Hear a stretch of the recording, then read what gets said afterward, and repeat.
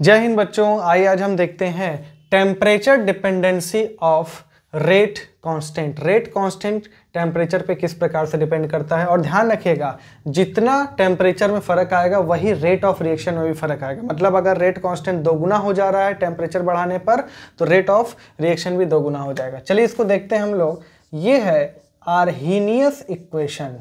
क्या है ये? Arrhenius equation. के क्या है? Rate constant. ए क्या है? फ्रीक्वेंसी फैक्टर या आर्हीनियस कांस्टेंट। फ्रीक्वेंसी फैक्टर या आर्हीनियस कांस्टेंट। ई ए क्या है?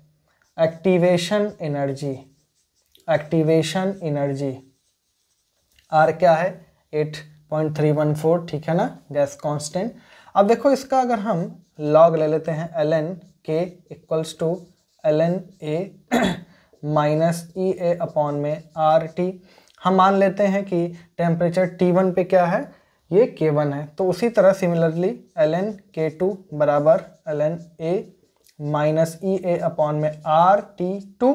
ये फर्स्ट, ये सेकेंड, ठीक है ना। अब हम क्या करते हैं? सेकेंड माइनस फर्स्ट, तो ये तो बन गया ln K2 बाई K1 और ये क्या बन गया? ई ए अपॉन में R, ठीक, 1 by T1 minus 1 by T2। Clear? तो अब एक काम करो, यहाँ पे 2.303 से मल्टीप्लाई कर दो तो ये लॉग बेस 10 हो जाएगा। यानी 2.303 log base 10 K2 by K1 equals to E a upon में R 1 by T1 minus 1 by T2।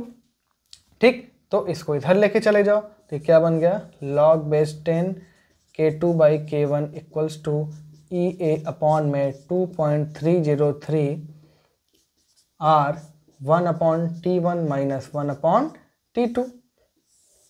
ठीक है, तो इस इक्वेशन का प्रयोग आप कर सकते हैं। मान लो कभी बोल दिया कि टेम्परेचर हमने T1 से T2 कर दिया और रेट कांस्टेंट 4 गुना हो गया, यानी कि K2 जो हो जाएगा इसका 4 गुना, यानी कि K2 बाई K1 4 हो जाएगा। तो log 4 आपको पता है, R की वैल्यू पता है, आप एक्टिवेशन एनर्जी यहाँ से निकाल सकते हैं।